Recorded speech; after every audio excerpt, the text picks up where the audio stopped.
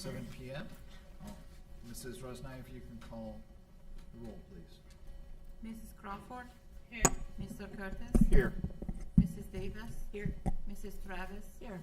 Mr. Favre? Here, and we're all here. If you could all please stand and join me in the Pledge of Allegiance.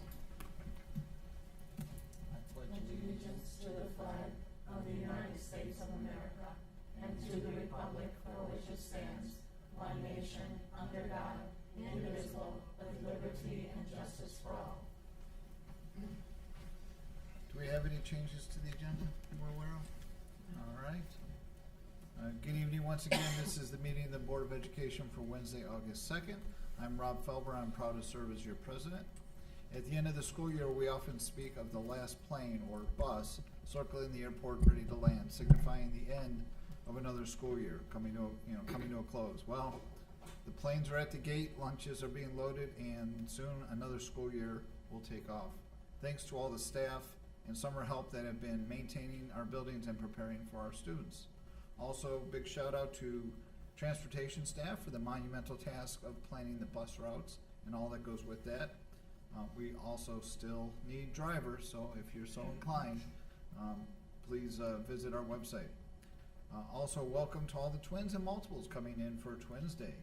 So on behalf of the Board of Education, welcome to another exciting school year, and I'll turn the meeting over to Mrs. Powers for Superintendent's report. Thank you, Mr. Felber. Good evening, Board of Education, Mrs. Rosnaya, and members of the community who are joining us this afternoon. Indeed, this has been a very busy couple of weeks since our last Board of Education meeting. This week, or I should say last week, the administrators and the administrative assistants returned. They're finalizing schedules and meeting to plan for all of the events for the coming school year. I want to let the parents know that tomorrow morning at 8 a.m. I've already scheduled a Blackboard Connect message with regard to the soft reopening week schedule and our school schedules, which the board will authorize this evening, and so they'll go out to the community tomorrow morning at 8 o'clock. And then the back to school mailer will be mailed on Friday of this week if the parents selected a mail option. If not, we will send it Blackboard Connect thereafter.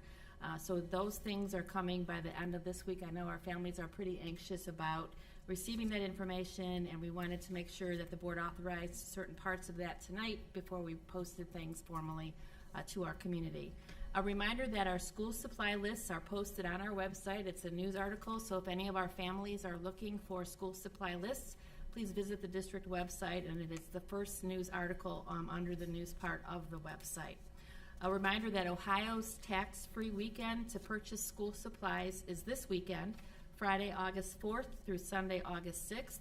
This is an opportunity to buy school supplies and other necessities tax-free. Board of Education, this morning or this afternoon I forwarded to you our Fill the Bus flyer, and it is now posted here this evening at our Board of Education meeting. We are so delighted by the participation and cooperation of Twinsburg Township, the City of Twinsburg, and the City of Reminderville, the Twinsburg Chamber of Commerce, the Twinsburg Public Library, our PTAs, and a lot of the other associations that support our school district through social media who have posted our Fill the Bus flyer today. The event is going to be on Wednesday, August 8th, and then again on Saturday, August 12th. And what we're asking our community members, our residents, to please do if they can is to please donate newly purchased school supplies. Drop them off at the bus. We're going to have some of our student cheerleaders there, some of the band kids will be there, some athletes will be there, just making a lot of noise on the square so that folks are attracted to the school bus on Wednesday, August the 9th. And those school supplies will then be donated to our Tigers who have the need for school supplies. At the same point, we are asking for monetary donations to support our Pause on Child Hunger program. And if you can't come to the event on either Wednesday or Saturday, there's a QR code on this flyer that would be the donation to Pause on Child Hunger. It actually runs through the Emergency Assistance Center as they are the 501c3 agency that is affiliated with the Pause on Child Hunger program here. It takes about $35,000 to run Pause on Child Hunger any school year. We saw a growth in the number of students qualifying last year, and what we have found is because the number of students have grown, our coffers of donations has been depleted, and so now we're asking our residents, our staff members, and others who may be interested to donate monetarily to our Pause on Child Hunger. Again, $35,000 to run the program. This is not a program that the district funds. This is 100% based on donations. And we are always grateful for the community support, and we're hopeful for the same for the coming school year. So there are a couple of ways you can donate to Pause on Child Hunger. So the big event is on Wednesday at the Square from 11 to 2. And then we asked our Twinsburg Council PTA President, Mrs. Carrie Gachenko, if she would mind if we park the bus at Dodge on Saturday, August 12th, because that's the date and place for the PTA Back to School Spirit Wear Sale. So if you're coming out to buy a t-shirt, a hoodie, or whatever, or to join any of our PTAs because they are going to have their membership booth there that day as well, perhaps you might want to drop off some school supplies on Saturday the 12th, because the bus will be there as well as a place to donate monetary donations to the Pause on Child Hunger program. We have the best community. Everyone always supports our students, and these particular children just don't have the financial wherewithal potentially to buy all the supplies they need to start a school year. And so we're hoping to fill our community closets with school supplies through these donations, and we thank everyone in advance for their interest and their support of the Fill the Bus with School Supplies event, first time here in our school district. As Mr. Felber indicated, this is Twins Days weekend in our community, and we are excited to see all of our visitors here on our campuses. The theme for this 48th annual Twins Days Festival, catch this, is Shiver Me Twinbers. Shiver Me Twinbers. It's so funny. Which of course calls for pirates and shipmates and parrots and all kinds of things like that. So the costumes for the double take parade should just be a hoot, I'm sure. Can hardly wait to see what the creative twins and multiples will be doing this Saturday.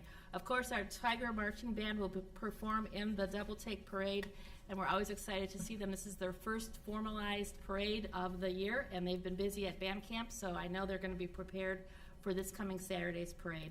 We want to congratulate Mr. Andy Miller and the Twins Days Committee for planning what we know will be a wonderful weekend where we are sure to be seeing double. Get it? All right. Okay, let's get serious. So there is one last time for our parents to register in our district new student registration. Actually, there's 2 dates, Tuesday, August the 8th, and Thursday, August the 10th. We ask our parents to visit the district website where there's information about new student registration. We ask that our new parents kindly follow the directions found under the For Parents tab, then under registration and the enrollment link on our website. And then, of course, the sooner that parents get an appointment, we know that you're coming. We can be prepared for the very first day of the school year. So we thank our new families. And if you happen to be a neighbor of a new family and they're not aware of our process, please let them know or ask them to call the Board of Education office. We'd be happy to provide any guidance that they might need. Board, the annual report and district calendar is at the printers and is expected to be mailed next week. I know that's one of the things that our community loves, that print calendar, so it will be hopefully in the mailboxes next week. And of course, the calendar is full of great information, both a summary of last school year and some information about the coming school year as well. And we hope that our community members find it valuable. This evening, we are delighted to introduce Twinsburg High School senior Aiden Booker, who is here to receive the Certificate of Special Congressional Recognition. So we're going to ask Mr. Mark Curtis, one of our board members, if he would kindly come forward and recognize Aiden for this wonderful honor that is being bestowed upon him by Congresswoman Amelia Sykes. So, first and foremost, I just want to make sure that the public should know, I know the board knows, but I'm the legislative liaison that represent the Board of Education, and as such, in my role, I work collaboratively and communicate with all of our elected officials, including our congresspeople and senators. So, as such, Congresswoman Sykes could not be here, and I say that faithfully because when she's not in Washington, she is in district, and she is a strong supporter of public education, and she does make appearances. So, to the extent to which she is not able to be here, I will present this on her behalf. I'm going to read it so that we can read it into the record.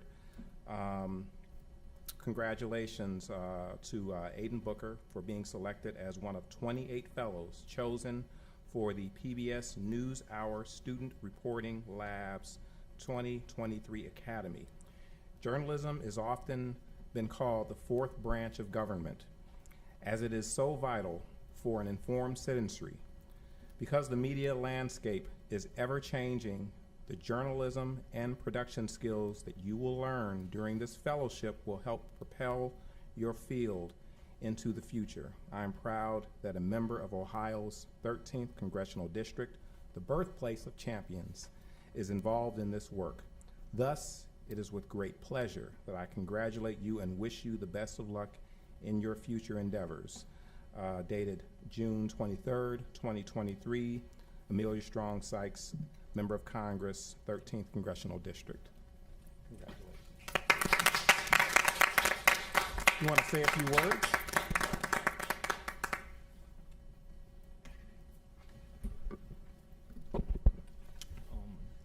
First, I'd like to thank my parents for coming out here to support me. I'd like to thank our Congresswoman Sykes for granting me with this award, as well as the city of Twinsburg for their continuous support. So about a year ago, I started working with Cleveland.com, writing sports articles and articles on different journalists in the city of Cleveland. And around that same time, I started working with PBS NewsHour Student Reporting Labs through their student advisory team. So through this team, it was 19 students from all across the U.S. to where we mainly focused on issues that were impacting our youth. So we focused on the question, what is our youth engaging with on social media and online? So some of the things we did were we created prompts. So some of our prompts included masculinity. What does masculinity look like in 2023? Another one was success. Due to social media and everything kids are seeing online, what does success look like to our youth? So with these prompts, we centered our content for the 2023 and 24 school year, and all of the content that will be put out for that year will be centered around these prompts. Another thing we did was SRL's podcast, which is called On Our Minds. We usually scripted and edited that podcast, and I can recall one of the episodes I worked on was for the I Promise School, which is in Akron, Ohio, and 4 students from that school had the opportunity to interview LeBron James. So SRL reached out to those students, and we essentially got their perspective on what it was like to interview LeBron James. So I thought that was a fun episode to do. Fast forward to the month of June of this year, like Mr. Kerr said, I had the opportunity to be a part of the SRL 2023 Summer Academy, where me and 27 other students were in the city of Boston at Emerson College, and we had the opportunity to produce stories for PBS NewsHour. So my group in particular, we traveled to Cape Cod, Massachusetts, and we did a story on the Nopska Lighthouse in Cape Cod. And this story was centered around the U.S. is giving away all of these different lighthouses to different nonprofits and government entities. And essentially, we wanted to highlight the community aspect of that. Because for Nopska Lighthouse, that means, I'm sure it means the world to the people that live there. It's a part of their life. It's a part of their community. So we wanted to shine a light on this lighthouse and essentially just give their story, tell their story to the world. So I had the privilege of doing the voiceover and interviewing one of the staff that worked on the lighthouse. And yeah, we had a great story to show for it. I'm very proud of what I did. So that was great. In the future, I plan to keep doing journalism, and while I'm representing myself, I want to keep representing the city of Twinsburg the best I can. As Ms. Powers mentioned, the Twins Days Festival is coming up soon, and I'll be doing a story for Student Reporting Labs on the festival.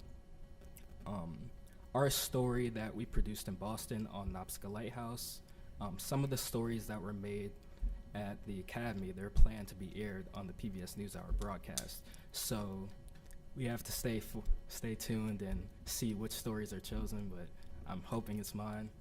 And yes, I just continue to follow my passion through journalism, and I'd like to thank everybody for supporting me through my way. So thank you.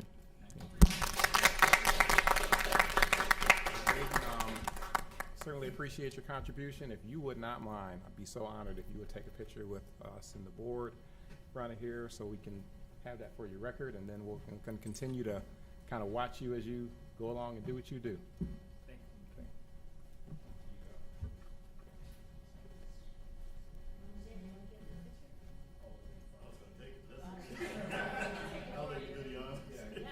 Thank you.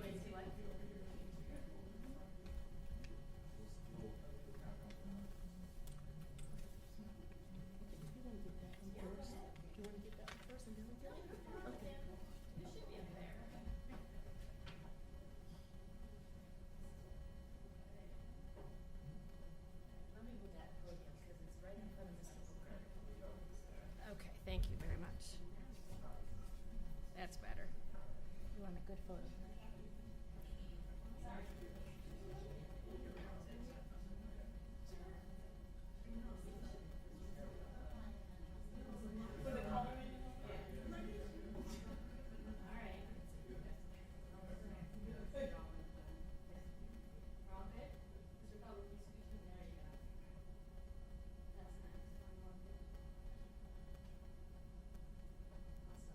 And can we have Mr. Curtis and Ava in the picture too? Thank you.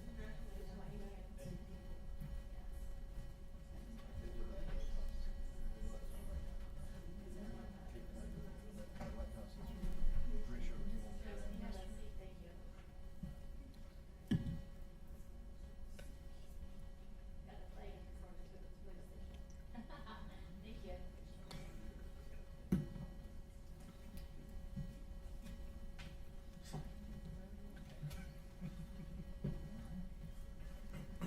you. Well, I can honestly say I'm super impressed. I'm working with the administrator Smauer, and part of the prompts that we're going to use is every summer has a story. I don't think anybody's going to top your story.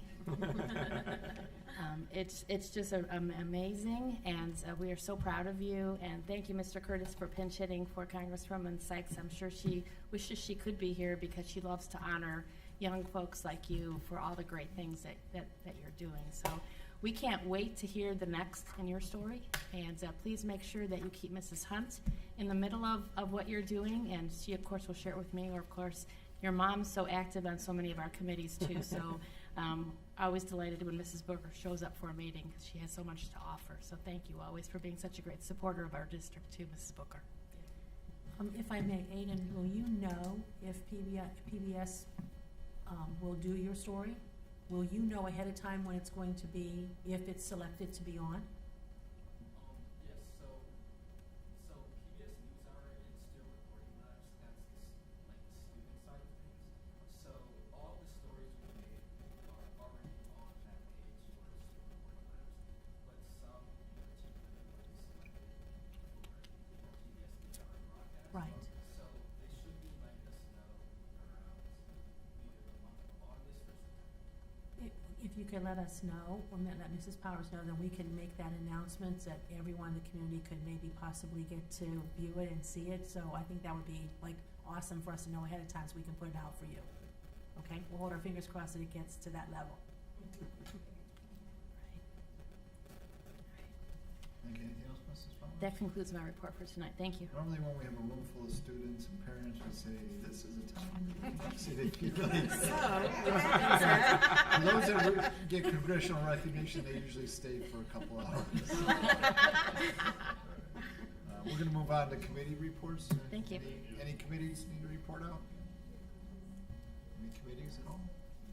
All right, Mrs. Powers, I'll turn it back over to you for the discussion portion. Thank you. Mr. Strickland is going to lead the discussion topics this evening, Board of Education. As you know, there are two things that we would like to discuss with you tonight. The first is some information about our school bus routes, and then the second is a little bit of information, discussion opportunity for you with regard to school safety for the coming year. So, Mr. Strickland, why don't you take it away? Good evening, members of the board, members of the community. If Mr. Booker hadn't have already left, I think I'd have brought him up here and let him talk. I could have listened to him all night. Very impressive young man, so congratulations to him. We are, as Superintendent Power said, going to dive into bus routes and some safety items. But before we get to the bus routes, we want to take a moment and thank all of our mechanics and the bus drivers and transportation staff that work over the summer to shuttle the buses for the State Highway Patrol for state inspection. If you've ever had the blessing to watch that process, it is quite the process. Every year, as with all things, Ohio's standards get more and more strict, and the Highway Patrol have all these different components that they check on a school bus, and they sticker them for the year. And we are pleased to report that all of our spares and route buses, 100% passage rate. So that really is a huge accomplishment for our mechanics and transportation staff. So we just wanted to give them a kudos and a shout out, and we very much appreciate their work. Okay, so when we looked at our bus routes, we all know last year was really a wonky year, first full year back from COVID. So we had a lot of collateral damage with transportation being short-staffed, really just all sorts of external challenges. So when we started last school year, we wanted to talk about this school year, but we wanted to do a quick recap of last year just to explain the method to our madness. So we started last school year with 35 routes. That includes regular ed routes and then special needs routes. And then we had a few contingency routes built in. Those are our permanent substitute drivers. So right away to start the school year, we lost some folks due to various reasons. Resignations, some retirements, leaves of absences. So as the year progressed over Christmas break, we worked a lot on trying to consolidate the routes, and we got the routes down to 30 in the month of February. We launched into that, sort of that back half of the school year to try to alleviate time issues for parents. We had a lot of parents running late to work, a lot of buses late at Bissell and Wilcox at the end of the day. So we did what we could within the parameters of not, doing a reroute bid at transportation. We had some success, but we definitely took note of the other areas that we still had to improve, and that's really how we built the routes for this coming school year. So at the end of the school year, we had 28 drivers that were available to us to route to, and what we did was actually I've never done it. I've done a lot of bus routing in my career. I've never did what we did over this summer, where we literally routed to the number of drivers we finished the school year with. We felt like when we looked at labor standards, everything that's going on in our neighboring districts, all of the national statistics on bus drivers, we felt like let's route to what we know we have and what we ended the year with.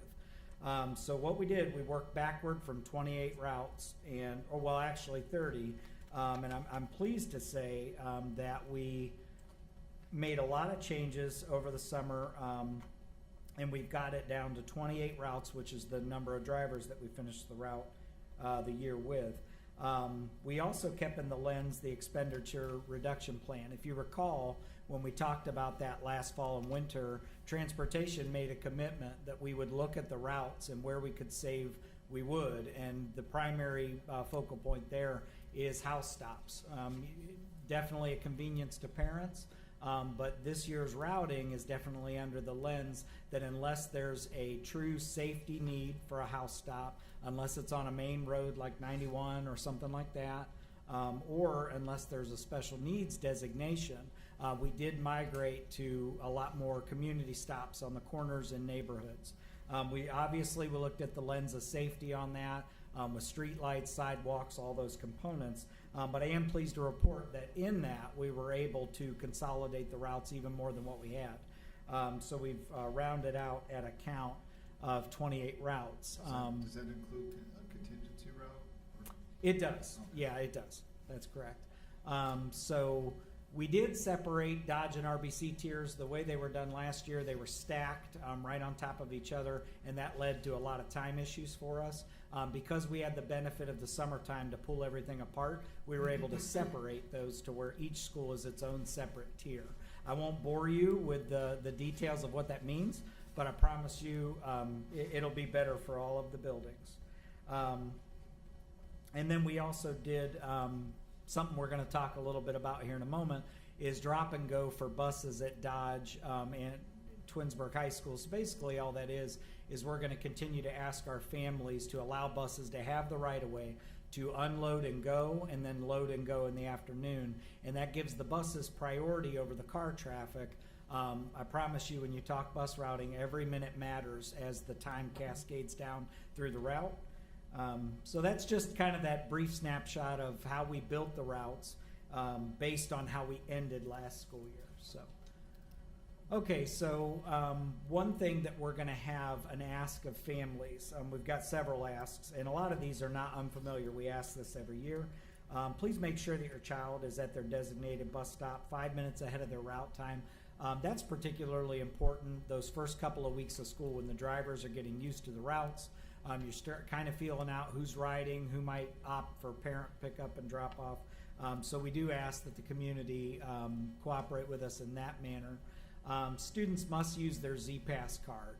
That is something that we've really tried hard to engage throughout last school year, engage the principals with for their help in supporting the bus garage and those efforts. So students will receive those the first couple of days of school, and those are very important on the safety side of things. But it also helps us, we found, with bus routing. I think this school year was the first year we really used that data to look at bus routes and determine some safety components that maybe the routing software didn't account for. We talked about allowing buses to depart the schools first, offering them the right of way. Again, parent traffic, that is the biggest helper in that endeavor. We will be mailing out bus route information next week. Hard to believe we're already there, but on Monday that will start happening. So parents should be looking for that information in the mail next week. And then we do ask and just remind everyone to allow up to 2 weeks from the start of school for route change requests to be processed. Now, I do want to underscore that if you're a newly enrolled student, we will still get you on a route. These are more courtesy changes where you say, hey, can I maybe this corner stops closer to my house than this one? Those kinds of things. We ask for your patience for those first couple of weeks. For the route times we mail out next week to have integrity, we've got to hold to them at least for that couple of weeks of school to give transportation some space to breathe and get their work done. So again, the only thing I'd remind families is the minutes truly add up. The wins that we saw to end last school year, ultimately the way our district is, it benefits Bissell and Wilcox to where those staff and students aren't staying so late, particularly in the afternoon. So we ask for your cooperation, participation on that end, because even if you don't have a child at that school, any way that you can help us helps the whole community, helps all the kids get home on time, and that's what we all want. So with that, that's just, I know that's a quick overview and snapshot, but we just wanted to report out to the board and let you know really the diligent effort. It was a summer-long endeavor. The routing, we came up with all sorts of scenarios and sets, and we sort of rested upon this as being really the best for everyone involved, best for the entire community. So unless Superintendent Powers has anything to add, it's open up to discussion. I just want to thank you and Mark Desmond and Tracy Borio. Tracy Abbott is now Tracy Borio, and so if you get a call from Tracy Borio, you know who that is. She was married over the summer. So we just want to thank you for your leadership down at the bus garage. It has been a busy summer, and until all the students are on the bus and the buses are rolling, this is all a plan, and you know how plans are. It's as good as the paper it's on. So, of course, throughout the first couple of weeks of school, we'll be making adjustments. Everything is not perfect, and we thank our parents' patience with us as we try to tinker with the timing a little bit. but getting their child out to that bus stop 5 minutes before the bus is due there is really helpful. And then for our Wilcox parents, meeting the bus at the end of the school day so the bus driver can drop and go is also very helpful, because we don't drop our little ones off without somebody being there to meet them at the bus stop. So with our parents' cooperation and their patience as we work through some of the bugs that the first couple of weeks have in transportation, I think we're on our way to a pretty successful launch to this school year. I definitely appreciate it, and I know when you just said, what was it, February you said? Yep, February. That really made a big difference as well, and it was actually quicker than I thought with the difference that we saw. Sure. So I definitely appreciate that. Yeah, definitely thank you and your staff for your continued dedication to improve on the routes and look at everything. When you did that change earlier this year, I saw the difference immediately. So I think everything looks good, and I'm excited for this year. I do want to say I did have an image when you said drop and go for, like, I was just imagining like kids rolling out. See ya. Gotta keep moving. So it's funny.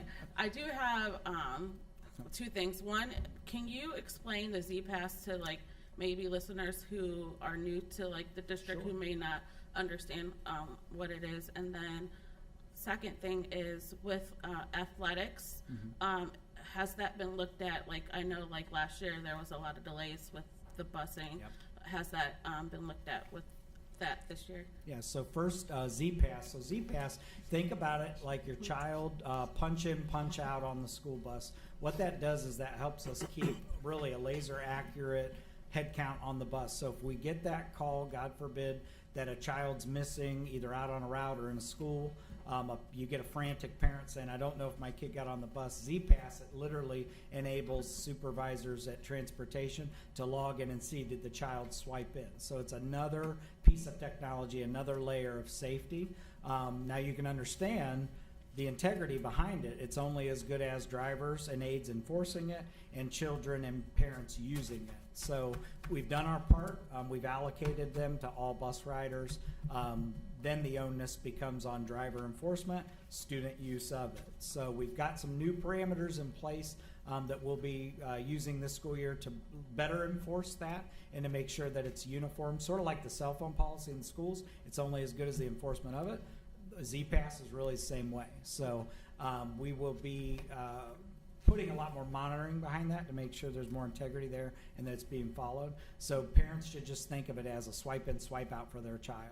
And that should give them a lot of peace of mind and want to enforce that with their child. Hey, use your Z-Pass so I know you're on the bus if I need to know. So, and then with athletics, so the other side of the reroutes that we did, I don't want to paint a rosier picture than what it is. We're not in great shape staff-wise in transportation.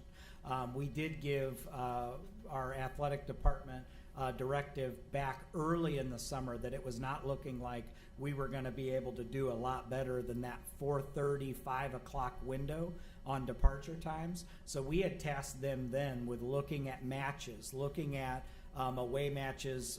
Do they have lights and we don't have lights? Golf is a really difficult one. Yeah. So I know that Brian and his team, I know that they made some changes. Again, we're not, what I would underscore to parents is we're not the only district going through this. We're not the only ones making modifications. So I know that he moved what he could move, and then some of it we will just literally have to play by ear. I will say, though, that with the route changes that we made, one benefit is that it keeps our mechanics and our managers off the road. So we would have more opportunities that, let's say, if it's a tournament match, we understand that the league is not going to budge on the time. We might have some more flexibility to do some more one-offs, but it's not going to be a dedicated, committed holes in the routes to where we can do quick drop-offs and that. We just can't do that. Home-to-school routes are always going to take that top priority. We'll do the best that we can, and the other thing you'll see on your agenda to approve tonight, we do partner with a few private contractors that do help us with those drop-offs, and we're a good customer of theirs. So I do think we have some priority there, and I had tasked Brian that months ago saying, hey, give them your lists early and let those matches that really might look like they just can't move, We've already got some of those vendors on the book, so to speak. So we've really got ahead of it as much as we can. So does that answer your question? I know.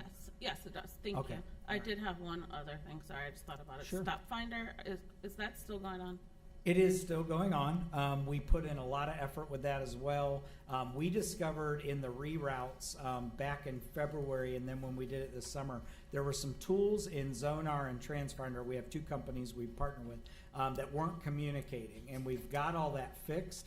But I'll tell you, the only way to kind of work through what we fixed over the summer with the reroutes is to get it out live on the road. So that's another program, to Superintendent Powers' point. Once the school year gets rolling, we'll handle any trouble tickets that come in, so to speak, as they roll. But the gremlins that were there, we've got them fixed. We've got the two communicating in the buses. We did all the downloads and Wi-Fi. That's a challenge that we have where our buses are parked versus where the building is. We had to do a lot of manual, bring it over, let it sit, let it download. A lot of that was the problem. But now that we know that, we can kind of envelope that into what our mechanics and our drivers are doing, to where at the end of shift, maybe they can go park it in a bay. We've got a plan in place, but we'll work that out as we go also. Great, So, thank you. yeah, no problem. So she stole my question. She didn't know she stole my question, but she did. So I don't have a question other than to say that, for one, I echo my colleagues, and I really do appreciate the work that you guys have put in, and especially working backwards. Really being thoughtful and creative, in trying to deal with this situation, because, as you said, and I'm going to reiterate, there's not a district in the state that buses that does not have that is not experiencing this problem. So really, it comes down to the things that you're doing to remediate as much as possible the issues that you are experiencing. And so some of it is resources, but when it comes to drivers or lack thereof, it is what it is. I mean, right now, there's a whole lot of demand and not a whole lot of people to fill the demand. And so when you have that situation, drivers are going to go to the highest bidder pretty much. I will say, from our perspective and the meetings that we've had with you and the superintendent, we've tried to make sure that we're as competitive as possible, to the extent that we can be, so that we're one of the districts that maybe is more desirable, to come to. And so we'll I know that you guys are going to continue to try and work with HR and recruit good candidates. The other flip side to that is that we've also been working a lot in the State House and lobbying our elected officials, because there's a lot of red tape in order to, if you wanted to be a driver, the hoops that you got to jump through in order to be a driver. So that's another impediment that a lot of people don't understand and don't know about. So it isn't that you don't want to be on time. It isn't that you don't want to be able to get people home when they need to be. Sure. It's that you can only work with the people, with the bodies that you have. That's it. So appreciate the effort. It's probably an ongoing process, very fluid process. And we appreciate your efforts, and hopefully we'll be able to get to a point where we're fully staffed, and we can kind of alleviate some of the issues that we've been having. Sure. All right. Thank you. Thanks, and Thank you. pass our thanks along, please. Absolutely will. Thank you. I would be remiss if I didn't add, when you said about the drivers, both in February and prior to summer break, the other unique thing we did, I can't tell you how proud I am of our Twinsburg drivers. We really got a lot of their feedback to help with the routing. We said, look, the resources we have. This takes a toll on you. What are we missing? Because a computer program's only as good as the humans executing the work it puts out. I can't tell you how many instances where the driver sat down with us, Mark, Tracy, and I, all three of us, and said, have you thought about this? Have you thought about this? And that's one way we were able to reverse engineer that and say, if we don't gain another resource, how do we route it? They were a tremendous help. And that's unique to get that participation. So Awesome. thank you so much. Excellent. Okay, we dive into school safety now, switching gears just a bit. Just a quick reminder to the board and the community, in the past calendar year, past 12 months, I'd say more accurately, we've applied for and received $500,000, $500,000 in Ohio school safety grant funds. To date, we have spent just about $200,000 of that in new security cameras, door access fobs, and handheld radio units. That kind of leads us into our topic for this evening, and we're going to be talking about metal detector wands. In August of 2022, at a community conversation regarding school safety, I know that's thinking back about a year now, interest was expressed in handheld metal detector wands. These wands can be purchased with Ohio Safety and Security Grant funds at a cost of right around $200 each, just depending on options that you go with. We've done some research on these. We have provided the board with some different proposals in policy. Neola sets a lot of standard specifications and regulations for school boards as it pertains to any sort of metal detector usage. We engaged with the ESC on talking to some neighboring districts on what kind of policy they look at, and every one of them pointed back to Neola because the language has already been written, and then you just make some adjustments to your locality. So just to kind of do a quick review, what Superintendent Powers and I had come up with was just sort of a progression that if we elected to go in this direction, what this could look like. Again, I want to delineate that this is not a walk-through, pass-through metal detector. These are wands that are about 12 to 14 inches long that security staff would have the ability to use. So the first step in the potential policy is that a superintendent or designee is responsible for the monitoring and enforcement of the guidelines of the policy. The building principal does have the authority to request metal detector searches. The purpose of the program is to discourage students and others from bringing weapons and other prohibited devices into the facilities and board functions, such as vape pens, any type of other weapons or paraphernalia. Signs are to be posted on the day of a search prior to the search being done. If you think about a sobriety stop, same principle. Only designated entrances can be used during these searches. So high school as an example, we would funnel all students and visitors on that morning, so to speak, into one entrance, so they have to be part of the search process. All students and others entering the building are subject to the search using a random approach, and the policy is pretty specific on what the random approach means, and that makes it to where no one's being singled out. It's just the random pattern as people come in. Searching a particular student or other is prohibited unless there's reasonable suspicion. So you can't necessarily just select who you're going to use the wand over. It would have to be a reasonable suspicion.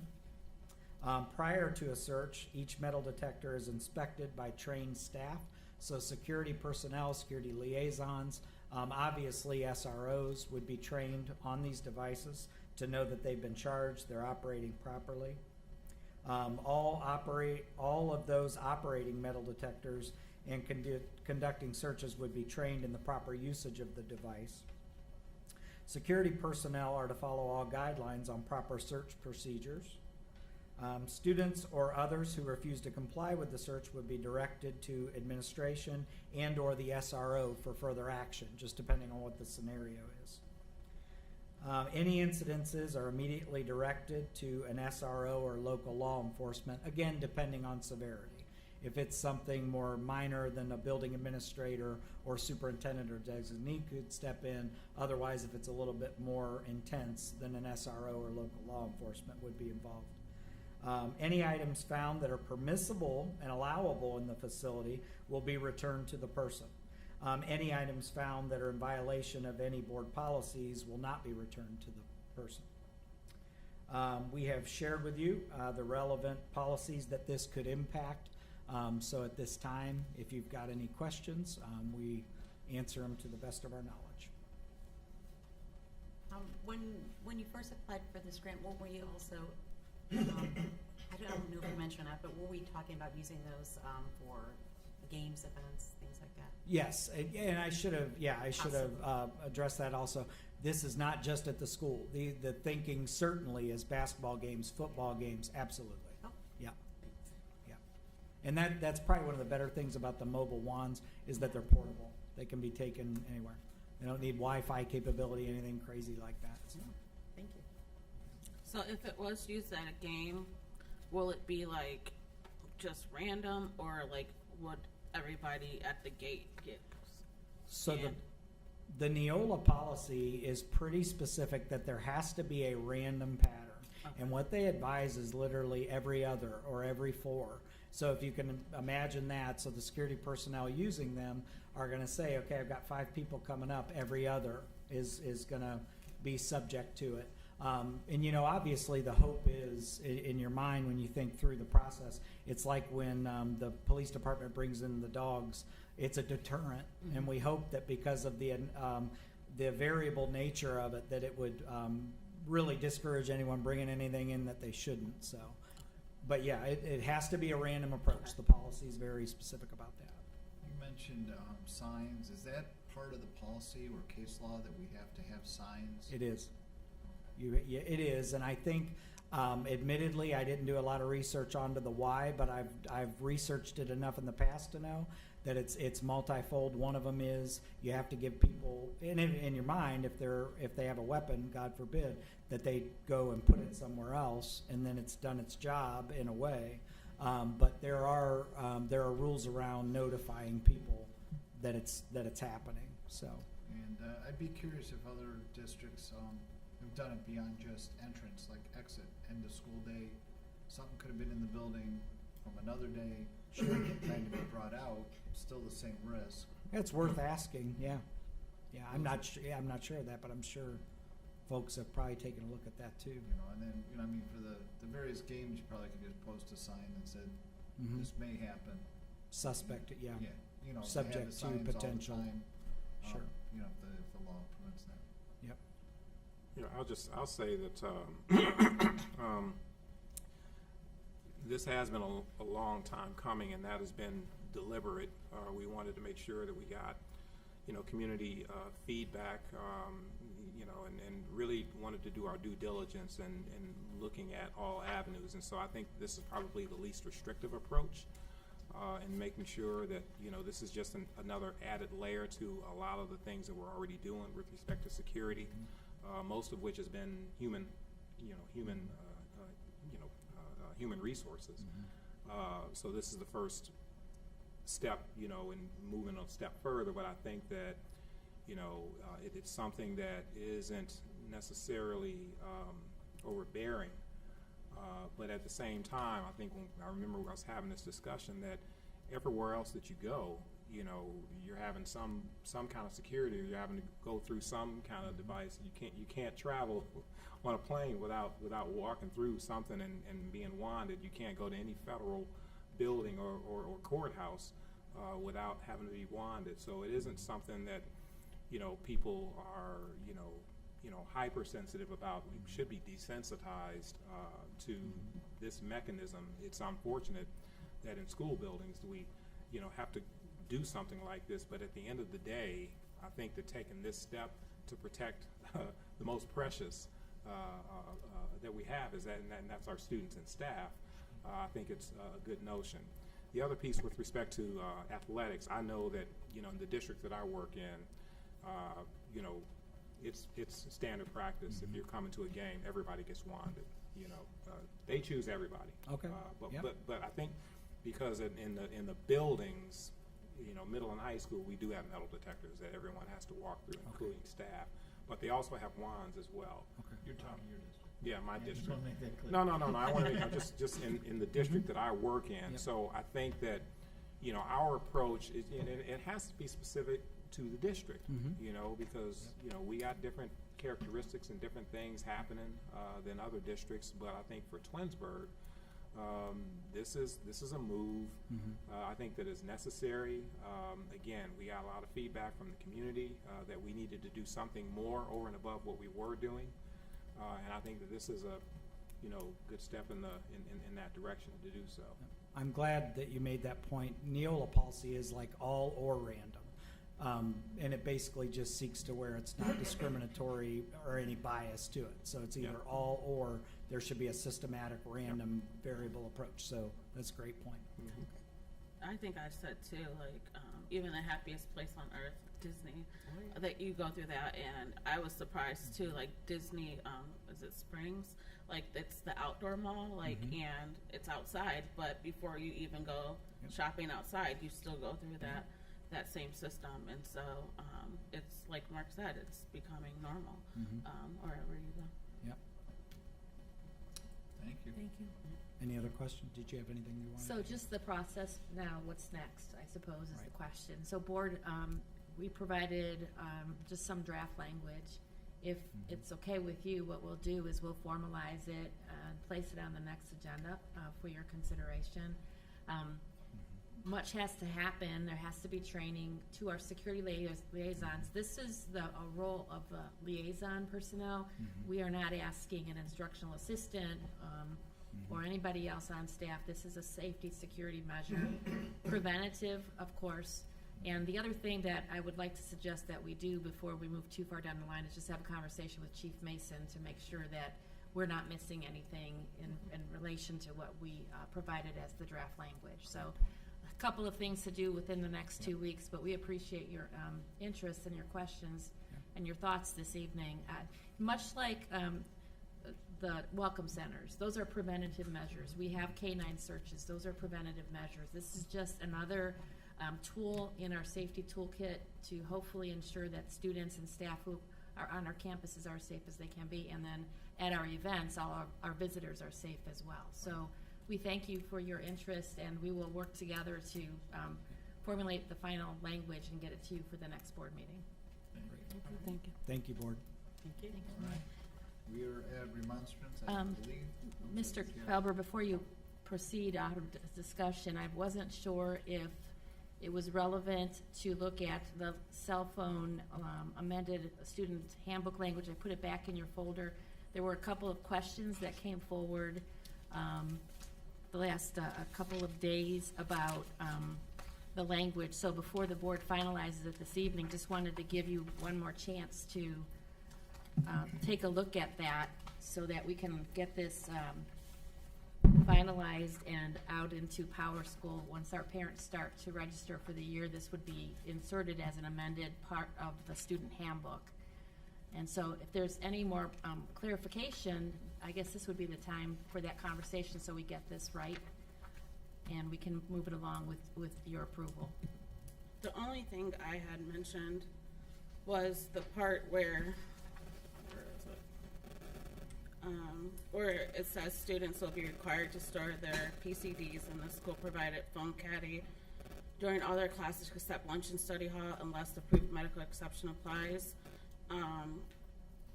Was looking at the option of, because talking to others, I've heard that there's other schools in place that have this, and there has been a problem with kids being kids and taking it out of the caddy. They might not even have a cell phone, but they go up and take someone else's, or stuff happen, and there's been an issue with theft when it comes to this. And so the option of kids having it in their book bag with their cell phone turned off, not on silent, and not put out, they can't have it out, period.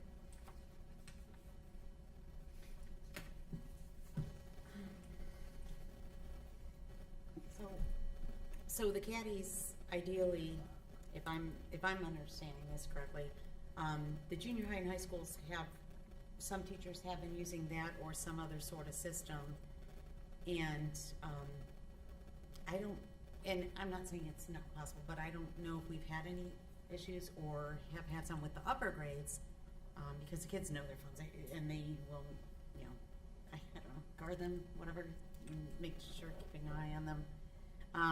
Some of the younger students, we haven't really done much with that, I guess. But also, some parents have to keep in mind too, I don't know, most kids have phones now. I know my kids didn't get them until 8th grade. That was just my standard rule. But most kids do have them, but really, there's no need for them in schools. With the Chromebooks, we really don't have much of a need. Some kids do. They have other things going on, or maybe going to a different parent's house or something, but there's always that option to leave it at home if the parents are really concerned that something's gonna happen, because I mean, we've got Chromebooks. I mean, I've been saying this for years, there's no reason to have a phone if we have Chromebooks, except for, you know, after school in certain situations or whatever. But as far as, I guess, turning them in, and I think I was asking you back and forth a little bit today, just trying to picture what this would look like. The kids come in, they turn them in, but if it's my understanding, if they leave them in their bag and they're not out, no issue. But you want to? Sure, I can answer that, Mrs. Davis, Yeah. and thank you. First of all, the caddies will be numbered or alphabetized, some notation, so Matt Strickland would have cubby number 4, and I would have 10, or whatever. So the student would be expected to place their phone or their PCD in the space that is theirs. That's the first thing. So there's that process that would be in place. When we say when students come in the classroom, it would be our expectation that they would be put into the caddy. If the teacher doesn't see it, if the teacher does not know that the student has a cell phone or some other device, no harm, no foul. The point of this is that the instructional time in classes last year especially has been robbed by the disruption of the phones. And so we're just trying to eliminate that. Teachers, especially at the high school, were very concerned at the end of the year about the misuse of phones and the disruption to them doing their jobs. And so if a student has a phone in their pocket, it's turned off, whatever, and nobody knows it's there, then nobody knows it's there. But students don't tend to put their phones away. They tend to have them in their hands, especially as they're walking in the door after, class switch, and then it becomes a problem for the classroom teacher. So the issue with this language is if we're not all consistent, it's going to fall apart. And this is what my staff has asked for, some consistent language. They know what the rule is. They can relay the rule to the students can understand what the rule is, and everybody's doing the same thing. So putting options is I believe, going to end up causing a lot of disruption with just the inconsistencies, because Mr. Strickland is not going to support some part of this, but I'm going to be a rule follower, and the teacher down the hallway is more gray than maybe me, but not as loose as him, and so then the students are confused. And the point of the handbook language is so that our students just know what the expectation is. We expect if you have a phone, you're going to put it in the caddy. End of story. If we don't see it, we don't know you have it, then we don't know you have it. And I don't think any of the staff members are going to, it's not about the demand of, I know you have it, whatever. I don't want the staff to be confrontational with the students, nor do I want students to be confrontational with our staff. We just want to make sure that the classroom is a place where learning can happen, and these phones were disrupting it to a great degree last year. And so that's the purpose for this. So if the board desires to tinker with this somehow, happy to do that, but it's got to be consistent, and it has to be very clear so that our students understand what we're expecting of them. And my other thing too is that so you said it's numbered, so again, because sometimes there's inconsistency with classrooms and what teachers do. So if Johnny has assigned number 1 the whole time, is Mrs. Smith going to make sure that at the end of the class period, Johnny is going to get his stuff from number 1? Or like say Sebastian just goes up and takes number 1? You know what I'm saying? So is there, are teachers literally monitoring this, or they're just trusting, okay, you're number 1, you're gonna go get your number 1? So that's what I'm saying, because again, kids are kids, and kids will do things. And the last thing I want is, because I always, like I said, and I said this last time, I look at what can happen and what things will do, because there's always stuff that will happen. And I see something happening where we say as a district, no, this is the policy, it's plain right here, and then Johnny takes a kid's phone, and then the parent's like, well, no, you said you couldn't have it in the book bag. Now some kid has my kid's phone. I don't know where it is, whatever. They're mad, trying to figure out where their kid's phone is, and now there's an issue. So they're not going to care what this policy says. They're going to be like, where is the phone? Because I did what you said, I put it in the caddy, and who took the phone? So that's where I'm coming at, because I always look at what would happen if something did. Well, if I could just add, I was actually present at the meeting with the administrators, teachers, parents. The room was full. The room was full at the meeting that we had back in June to go over this. That was discussed, and basically, no different than it has been for the past however many years cell phones have been in existence. They take them into the locker room for gym class. You don't have, you deal with it, and that's it. It says in our handbook clearly, if you bring these items to school, you're responsible for them. But there's a difference from bringing it to school and having it in my locker and my student loses it, that's on my student, than you saying the policy is that I have to hand you my phone. Those are two different things, and we haven't done that before. True, and the only thing other than we could add there is that several of the high school teachers that were there and middle school teachers that were there already had this type of a policy in practice in their rooms without a caddy, without it being numbered, without it being a specific slot, and have had no issues. The only issue that they brought, there was the consistency. The only issue that was brought up was the idea that the teachers who started asking the students to put their, and I will tell you, one of the teachers, I know for a fact, had a basket. So the students dropped their phones into a basket in their high school classroom and then picked them up when they left the room. It was a basket, all of them dumped in one place, and never had an issue. What they talked about was the only issue that they saw as individual instructors in classrooms was where they saw it becoming more and more of a problem, and then they tried to instill in their room a policy of let's drop them in some place and put them.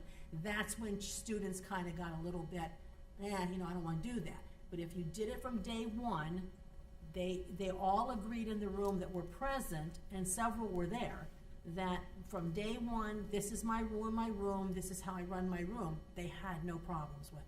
Yeah, I know they had no problems, but there's districts that have had problems, so that's why I'm bringing, I understand what we've had in the past, and again, that's a couple of classes, and that's a couple of things. And like to Tina's point when she said, oh, parents don't have to bring in their phones out. Well, guess what? Safety, the world isn't what it is. Like, there's things that happen, and that's why parents want people to have their phones. No parent wants their kid to have their phone so they can play games, so they can look on the internet. Like, that's not why parents want their parents don't want their kids to have phones to do anything they're not supposed to be doing in the classroom. The reason why parents want their kids to have a phone, in case an emergency happens, they have contact with their students. Their students might be going straight from school to somewhere else, and they might need to contact them for something. Stuff happens. So that's why parents want kids to have their phones. Oh, I understand. Yeah, I'm just saying not every kid, not every, and that's a parent's choice if their kid has a phone or not, but it's for situations like that, they're going to want a phone. But not every kid actually really needs to have a phone. But like I said, that's a parent's prerogative. And I mean, whether they're in a caddy or whether they're in a bag or whether they're left out on a kid's desk,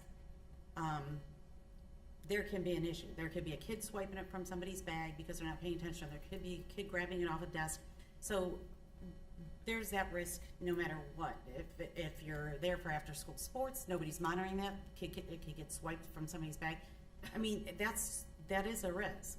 That's the parent's liability, but I'm just saying, as the school with our liability, I'm just saying, you can have you're going to get if something happens, believe me not, you're going to have parents who complain that there's a difference if I had my kid have it opposed to you saying my kid has to do this. That's the difference. And that's just my point. Yeah, But I'm going to offer just a couple of points here. One point, for one, I definitely think that we need to have a policy. The main issue here, for one, I think there is a classroom management piece here that is critical.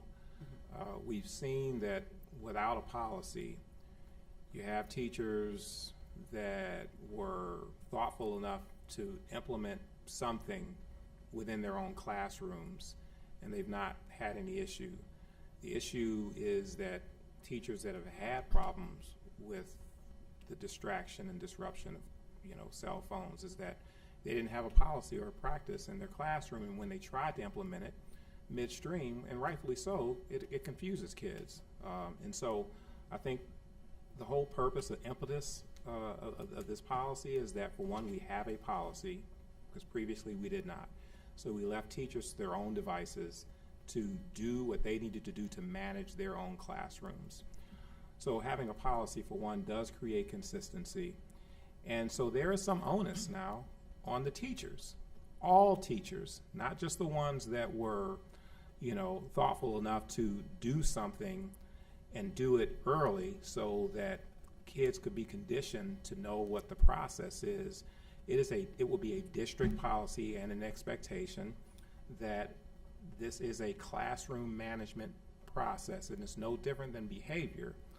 When you walk into a classroom, you can't just walk up and punch a kid in the face. I mean, there are rules that you have to abide by while in the classroom, and so this becomes another component of classroom management. That being said, I do agree. I mean, they're going to be rule breakers. I don't care what you do. I don't care how much you tweak a policy. There are going to be people that are rule breakers. It is my hope, and I think that that there will be a minority of students that fail to follow this policy. I think it's incumbent upon the board to provide a structure, a framework from which administrators and teachers can work from. Policy can always be amended. Policy can always be adjusted. Policy can always be tweaked based on practice. So I would think that maybe we have a time period, say 6 months. Let's see it. Let's see how this is working in 6 months.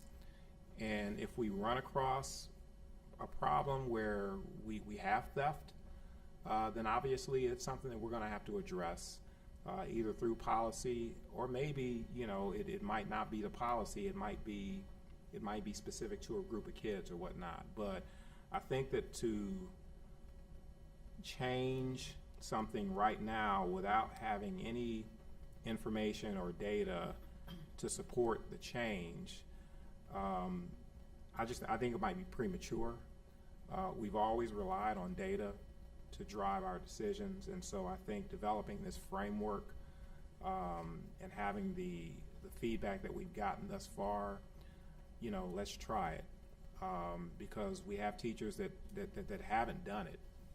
So it gives them an opportunity to have it and hit the ground running. Obviously, there's some responsibility on behalf of our building administrators to make sure that their staff are properly implementing this policy, and they have a responsibility to monitor their classrooms to make sure the teachers are doing proper classroom management.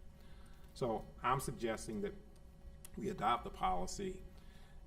Maybe let's review it in 6 months and see where we are. And if there are trends that indicate that there is theft, or there are people that, or parents are complaining, then at least there's an opportunity to make some adjustments to the policy so that we can adequately address issues that may arise. That's what I'm suggesting. And I think the biggest piece of this, though, is now we have in place consequences. And for most of the kids, it won't even come into play.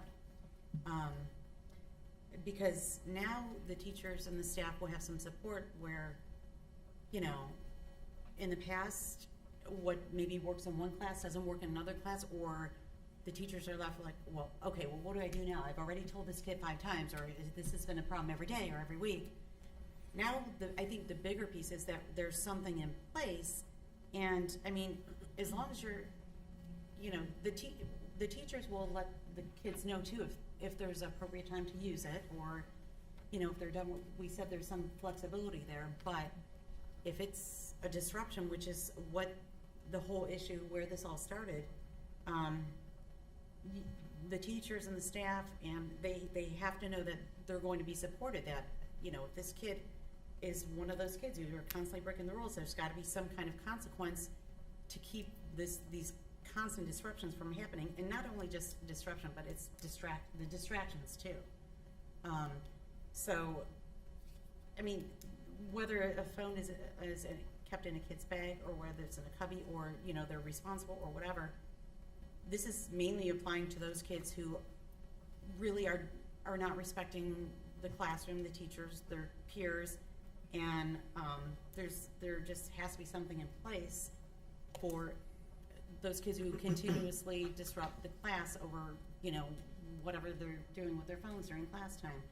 But I just think this is a good start for the teachers, the staff to feel that they're supported, to feel that if they bring this to their administrator, they're going to have backup, they're going to have somebody, covering them, and just consistent policy, because, we can't have one teacher saying, okay, fifth time I've asked you to put this way, just go to the office, or you can't, where another teacher just kind of might not want to, just want to keep continuing on with the class and just,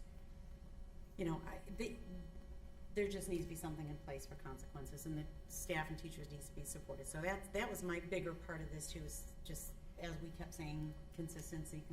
Well, parents have a responsibility too. I think that, once this is in the policy and is pushed out there, they're given fair warning as well. I mean, there's a liability issue on behalf of the parents, but the fact of the matter is we don't have a policy. So we don't have a point of reference for them to lean on at all. So parent might complain, and they should complain when we don't have a policy in place. But if there's a policy in place and there's a consequence as a result of that policy, at least we can do something beside having an upset parent because some kid walked off, with their kid's cell phone. So I think that parents will be given this information. They'll understand, what the expectations are. Teachers will know what the expectations are. There's a framework in which to work. There's responsibility for all parties involved. Now it's a matter of monitoring that policy, making sure that there is adherence to the policy, because the policy is only as good as people that enforce it. If they don't enforce it, then it's not worth crap. Okay, so, but then again, you need to monitor that, so we'll know. If I may add, though, the biggest part of this for everyone, parents, students, everyone, this really surfaced from students playing on their devices and not paying attention to the learning process. This is all about the learning process. When we say distraction, I'm not seeing this as distraction. This is just to like the world. This is distraction to the self. The child who has that device is playing on that device and not listening to the teacher, not following the instruction. If we're talking about scores and grades and student learning, this is where this started. This is the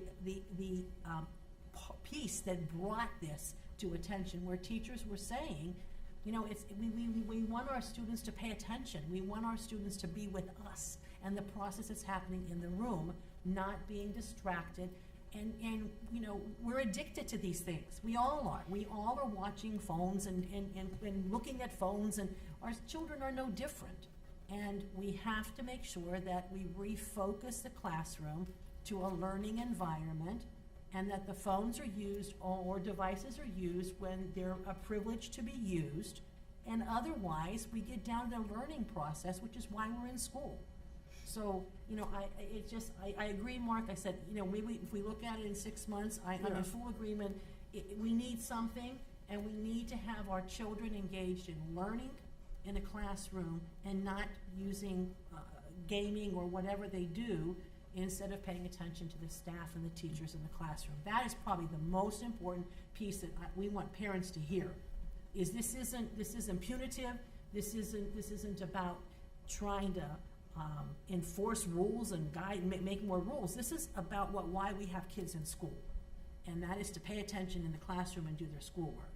Yeah, and I don't think there's anyone up here that disagrees with that. It's No, I don't disagree with that at all. The point is just a theft, or what could happen. And my whole point is that if a parent should have an option if they want to put it in their book bag or not, and that's the whole thing. Like if their kid is not pulling it out, I don't think it should be an issue.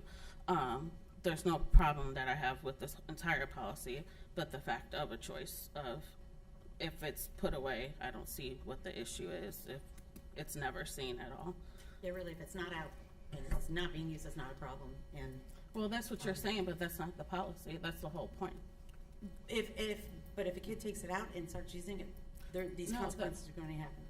Right, but to confirm, or not confirm, but to Mrs. Power's point, we're kind of expecting that the kids do put those in their the cubbies, but they're not going to. The teachers aren't going to know numbers 1 through 25 exactly every day which kids have phones and which kids don't. I mean, not everybody has a phone. The upgrades, most of them do, but if it's not, I guess if it's not out, it's not a problem, it's not an issue, but the biggest thing, like I said, is the consistency. And just like at home, most parents do have rules and consequences for their kids having their phones. We have to do something with the same here at school. But, I mean, if we have kids who are consistently breaking this and not putting their phones in caddies, but leaving them in bags, but then deciding, hey, I'm going to sneak this out in the middle of class, there's got to be some kind of consequence. Is there a sign-off in the power schools to sign off on the cell phone policy? There will be. And what happens if they don't? A parent doesn't do it? It's part of the student handbook.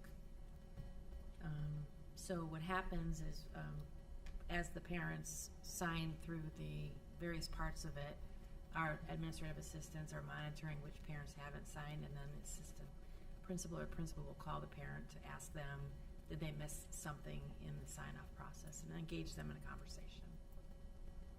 So if they don't sign, like, are we gonna, that's my question, because I heard it was gonna be in there, and if a parent refuses, I just wanted to know, like how are we handling that as a district? What's gonna be, like, the policy? Like, are we, like, so that it's clean to every parent, like, hey, even if you don't sign it, it doesn't matter, like, you still, like, I just want it clear, like, to parents that, like, whether you sign this or, like, whether you sign it or not, like, these consequences still apply. Like, is that gonna be clear? I think it is clear. Right, I mean, do you think there needs to be a different approach to this, Mrs. Crawford? I just didn't confused know, by what like, you would if like it us was to gonna do. be a button, like, saying, like, do you agree, or is it just like a check thing? Like, cause I just don't want, like, parents to be like, well, I didn't sign on this. Maybe a second box, whether they are or not, but I am aware of consequences. So, I don't have the wording in front of me, but I think the wording is acknowledging that you've received the language, Okay, basically. okay. So that's you fine. are aware as the parent. It's, I liken this to when we have a student who has a violation of code of conduct. Right. And they meet with the principal and they have to sign that they are aware why they're having a conversation. It doesn't mean the student agrees, but it's recognition that the process is happening. So Okay. the same with the handbook. There could be other things in our student handbooks that the parents don't necessarily believe in or agree to, but by signing off, it's acknowledgement that they have received the student handbook and that they have read it. That's Yeah. what they're signing off. Yeah. And so this language is then part of the student handbook, part of Power School. Okay. Unless is there something else that you want us to do here? I'm just wanting to make sure that I'm clear with my direction from the board.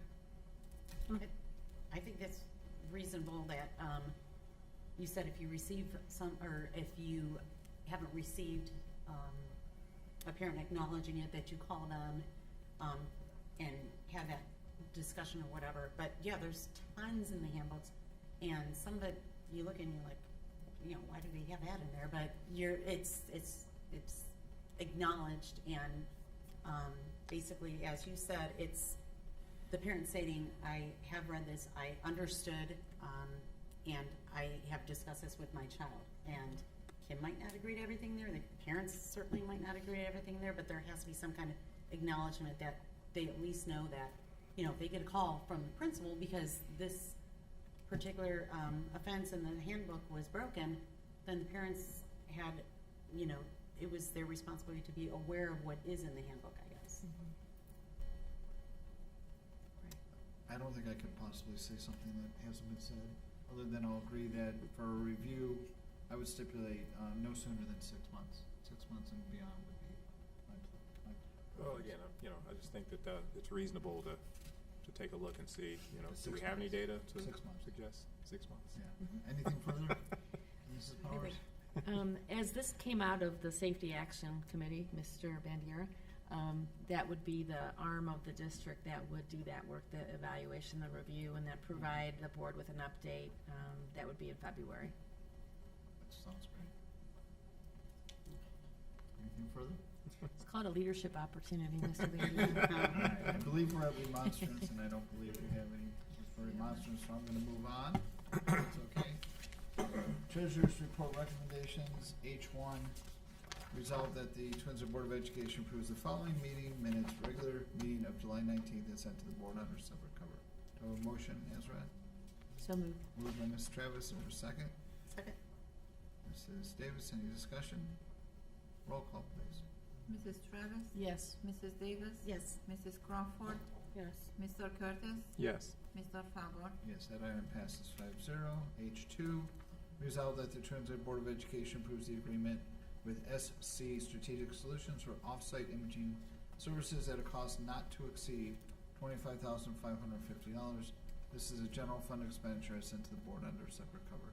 Do I have a motion for that item? So moved. Moved by Mrs. Travis, and a second.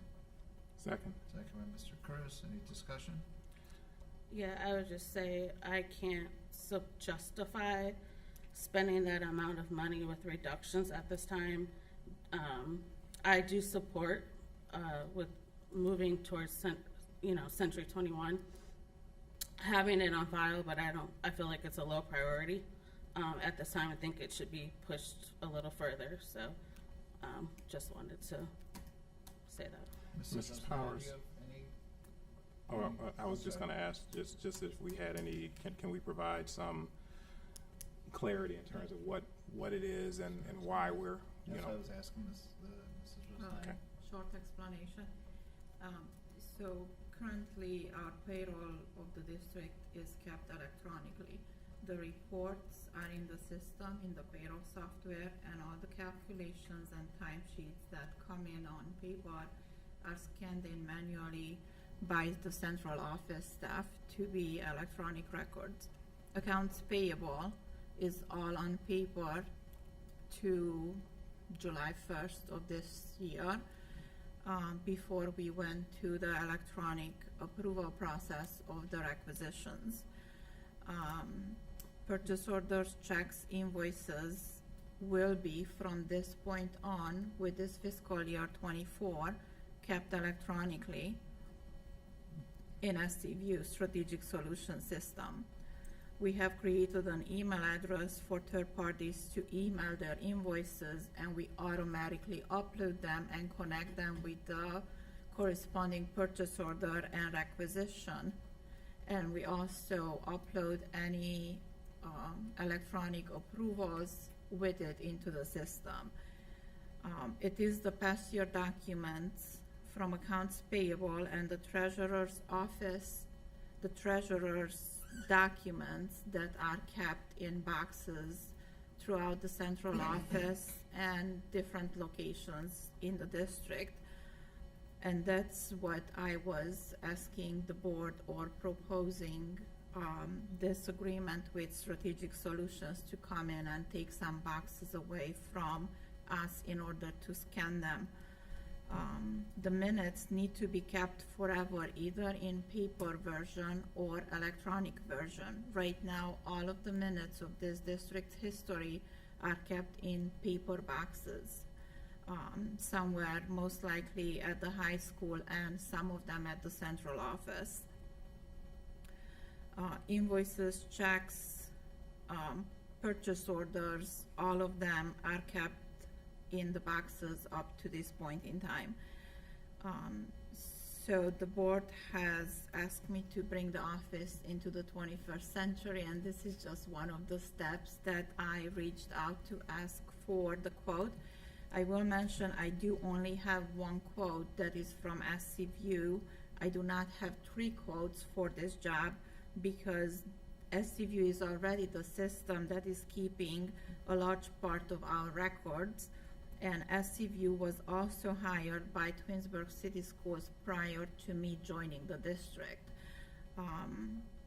The cost doesn't necessarily has to be $25,000. We might end up with much less amount, like half of it, depending on how many boxes we're able to send out and how much they're able to take on to scan this year.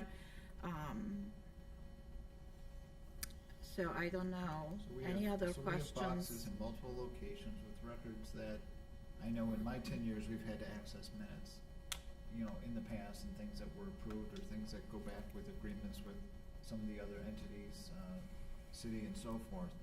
So our records are at risk. They're all over the place. And if we get another coil that happens to go right above where these records are, we've destroyed records back, decades, correct? We can lose them potentially to disaster risk. I think it's reasonable to look at, it's not about 21st century, it's about securing the history and being able to access data that we may need, the It's motions both. and things that we're agreeing to tonight. In 30 years, they might want to know why we did something. And I understand that. I mean, we've really got to, we've got expenses, we've got things that have happened over the past year. But I know a district of our size and really any public entity now, it's pretty much the standard from what I understand. And what I would be concerned, we've gotten away for years with not having some kind of system like this in place, but it's definitely not ideal. And it's just, to me, there's bound to be something happen where, there's going to be something that's eventually going to come up where it's very difficult to find those records or produce those records or know where those exactly are located, no matter how well they're marked. It's kind of a, archaic system. And I don't want something prohibiting us from finding something that actually will be more costly in the long run, I guess. But it's, it's definitely respectable to be concerned about, any of these expenses. But as you said, this is, would not exceed that, but it could be less, just like when we've Correct. used consultants for things, we've always had will not exceed, but a lot of times it ends up being less than what we expected to begin with. But I think we definitely need, electronic will make things just much easier in the long run, safer for our records, and it just, I'm not very comfortable with all our district records being in boxes in one place or another place and not even in a consistent form, I guess. Well, again, these are past records, so again, we're implementing new processes now where moving forward, this will not be a problem. Everything is electronic. You get invoices and so forth. All of that stuff is electronic. It's kept within the system. It's seamless.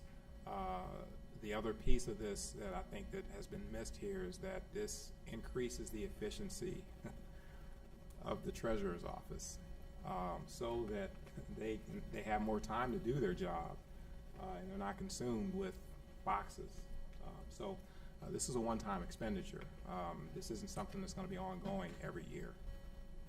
Mr. Hurst, if I could just interject here. So, indeed, the paper is a problem. We have storage rooms in several places in the district. About, I want to say, 7 or 8 years ago, we were actually keeping some records down at the maintenance garage. It was a locked facility. We had a flood. It ruined the records. And so that was a problematic. So we actually have started to, at that point, started to scan, I think it was called OnBase, was the system to begin to scan records. But if you think about it, it's years and years and years of paper that now needs to be scanned into an electronic storage place. And so while we continue to do that with our student records and with other records, Mrs. Rosnaya's situation here, she has all the financial paperwork that is upon the district is built. So recalling that 1.5 FTEs of staff members were reduced at the board office, there isn't an extra pair of hands now to be able to do this for us. And so understanding that the board's desire is that we are even more efficient than we have been, and in order to do that, we just need to clear some of the clear some of this paper and safely house it someplace else. But I didn't want the board to think that we haven't already started a process of scanning, because we've been doing this for years. But we were so backlogged when we started to do it, years and years and years of boxes. And per the records retention policy the board has, there are some things that you are not allowed to purge, and some things that can be purged over a certain amount of time. So I respect Mrs. Rosnine and what she's been doing, and this is just the next step in adding efficiency just down at the treasurer's end of the board office. Further discussion? If I just may make a clarification in terms of the $25,000 would take off some of our paper boxes off our hands. I'm not sure how much we have, so we have a quote. It does spell it out. Up to 50 boxes, up to 100 boxes probably will fit into this. So many pages to be scanned in each box. It might not clear up everything that we have going back to the 1930s, 40s, minutes and everything, but it would be a first step. And I think it will be a good first step to get us going. So thank you. And I Mrs. do Rosnine- respect the board's decision. You're not exaggerating, because when we were preparing for you to join us last summer and we were cleaning out Mr. Aho's Marty's office, office, yeah. we found documents from 1914, paper. And Before two, any of us we were found two treasurers. Yes, and so this is true. We do have a backlog of paper. Any further discussion? Questions? Roll call, please. Mrs. Travis? Yes. Mr. Curtis? Yes. Mrs. Crawford? No. Mrs. Davis? Yes. Mr. Faber? Yes, and that item passes 4-1. Moving on to action items personnel. I-1, resolve that the Twinsburg Board of Education accepts the certificated licensed personnel and/or contract recommendations detailed in the attached exhibit for the dates, terms, and other applicable conditions specified pending satisfactory ORC background checks. 2, resolve that the Twinsburg Board of Education accepts the classified personnel and/or contract recommendations detailed in the attached exhibit as per the dates, terms, and other applicable conditions specified pending satisfactory ORC background checks. 3, resolve that the Twinsburg Board of Education accepts the revised classified personnel recall list. And 4, resolve that the Twinsburg Board of Education accepts the supplemental contract recommendations detailed in the attached exhibit as per the dates, terms, and other applicable conditions specified pending satisfactory ORC background checks. Motion for those 4 items. So moved. Moved by Mr. Curtis, a second. Second. Second, Ms. Travis. Discussion, questions? Just very quick comment. For supplemental contracts, I know these staff members who are being paid for their services, you know, they are being paid, but I just want to thank them because it is a lot of work. The work they do in the summer, the coaching that they do, you know, it's definitely sometimes more than what they're, you know, they get more than what they bargained for, but I do appreciate everything that they put into it during their summer times and their time after school, after hours for our district and our kids. Any further? Mrs. Davis, I want to tell the story about Mr. Neisel. He's being recommended tonight for the yearbook, for the drama club advisor for the high school and the middle school. Mr. Neisel's a graduate of Twinsburg High School, and he has been working at the Twinsburg Public Library. He's the director of their plays when they have plays over there.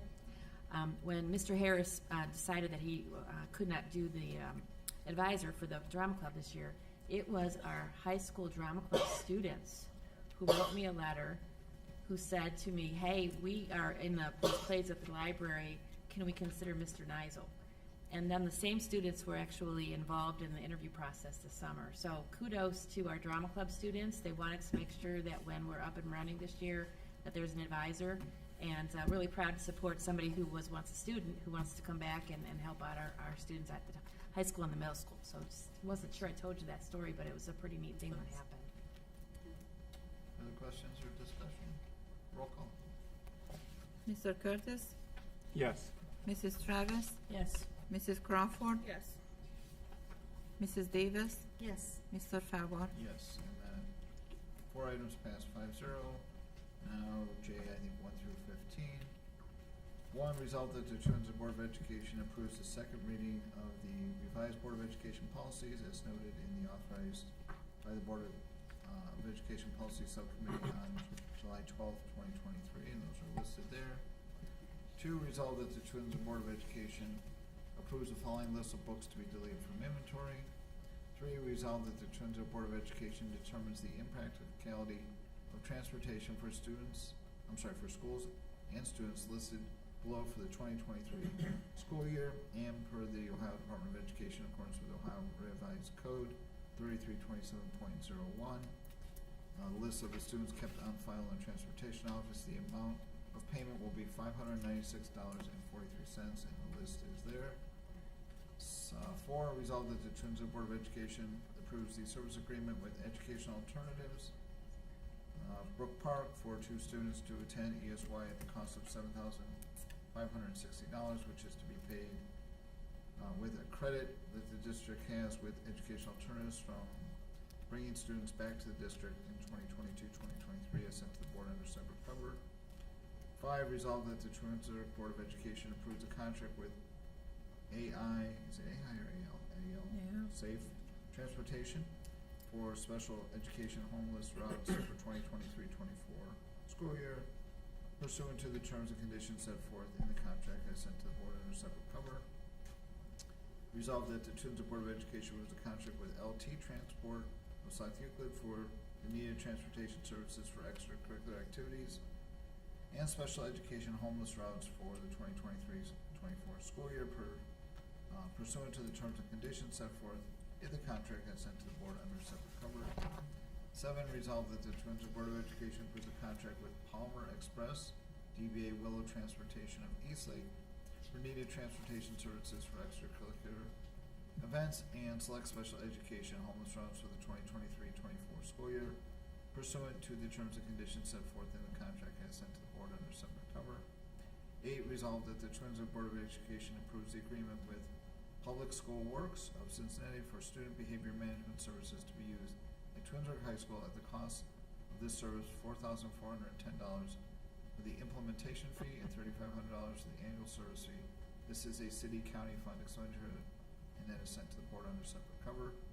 9, resolved that the Twinsburg Board of Education approves the revised student fee guidelines for 2023-24 school year, inclusive of the payment plan option and adjustments to waivers for students qualifying for federal meal program as per the attached exhibit. 10, resolved that the Twinsburg Board of Education approves the revised soft opening week schedule for Twinsburg High School as per the attached exhibit. 11, resolved that the Twinsburg Board of Education approves the revised school calendar for students participating in the integrated preschool program and the kindergarten and preparatory program as per the attached exhibit. 12, resolved that the Twinsburg Board of Education approves the revised administrative salary schedule effective August 1st, 2023 as per the attached exhibit. 13, resolved that the Twinsburg Board of Education approves the renewal agreement with Power School Group of Folsom, California for the 2023-24 school year for the use of an online registration management system per the terms and conditions set forth in the agreement as sent to the board under separate cover. License and subscription cost is $17,262, and this is a general fund expense. 14, resolved that the Twinsburg Board of Education approves the following student schedules for the 2023 school year as listed there. And finally, 15, resolved that the Twinsburg Board of Education approves the revised salary schedule for school psychologists and central office support staff effective August 1st, 2023 as per the attached exhibit. Do I have a motion for those 15 items as read? So moved. Moved by Mrs. Davis, is there a second? Second. Second by Mrs. Travis, comments, questions, discussion? Okay, crickets, roll call please. Mrs. Davis, Yes. Mrs. Travis, Yes. Mrs. Crawford, Yes. Mr. Curtis, Yes. Mr. Fawad. Yes, and those 15 items pass 5-0. Moving on to 16, resolve that the Twinsburg Board of Education approves a 2% increase to base salaries for the 2023 school year for the Educational Service Center of Northeast Ohio employees who are assigned to Twinsburg School District. These are employees include technology staff, security liaisons, and the gifted coordinator. Do I have a motion for 16 as read? So moved. Moved by Mrs. Davis, is there a second? Second. Second by Mr. Curtis. Discussion? I will be abstaining from this particular vote. Again, that's the ESC that I do work for. And although nothing mentioned there has anything to do with me, it's not a department that I'm even close to, I have no financial or other benefit, but because I work there, we'll be transparent and say that I will not vote tonight on that one. Okay. Although I am thankful for those people. Further discussion? That's all I was gonna add, is that I'm grateful for their services they've had to us and their loyalty to our district when, you know, they have other choices of where they maybe can be employed, but I'm glad that they chose to be employed with us. All right, hearing none, roll call? Mrs. Davis, Yes. Mr. Curtis, Yes. Mrs. Crawford, Abstain.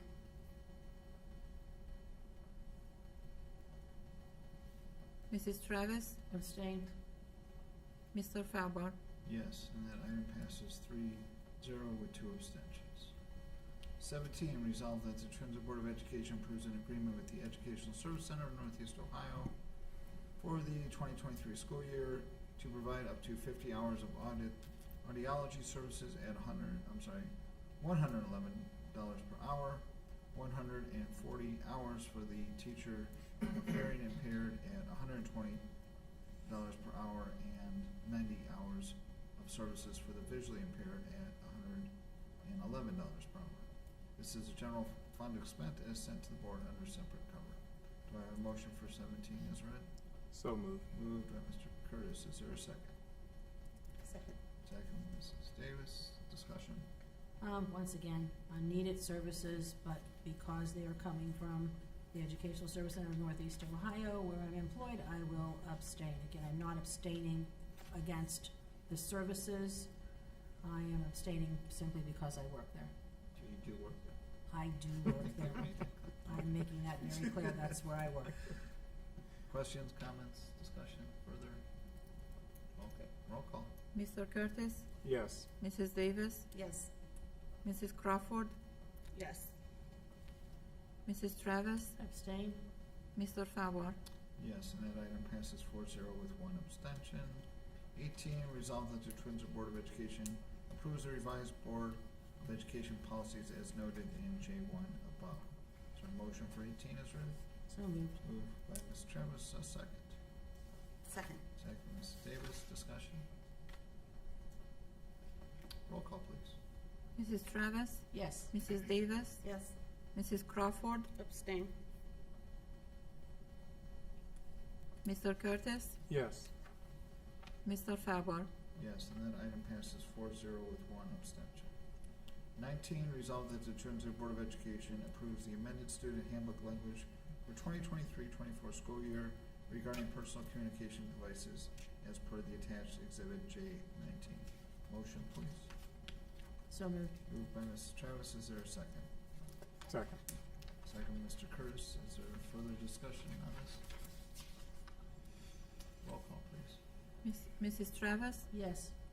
Mr. Curtis, Yes. Mrs. Crawford, Abstain.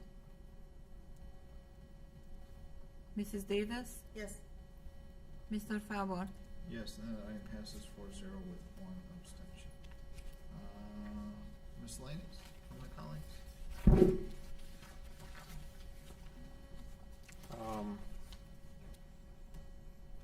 So we just presented that to the student from Congresswoman Sykes, and she texted me. Says, thank you for presenting this. Please let us know, let her office know how we can recognize the students in your district for other things. Nice. So, That's awesome. just miscellaneous, but it was very timely. So she wasn't here, but she was watching. That's nice. So, Very nice. Very nice. I think once again, just thanking everyone from top to bottom and left to right and every other direction for all of the work being done this summer to get us ready. It's like just Mrs. Powers was all excited here before, like 2 weeks, and the children are back. And so just thank you from all of us sitting here to all of you out there for everything that you have done all summer long to get us to where we are today. We appreciate you. All right.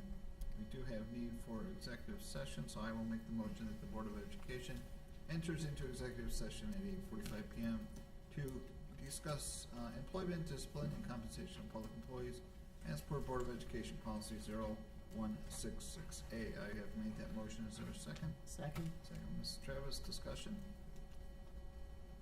Roll call. Mr. Faber? Yes. Mrs. Travis? Yes. Mrs. Crawford? Yes. Mr. Curtis? Yes. Mrs. Davis? Yes.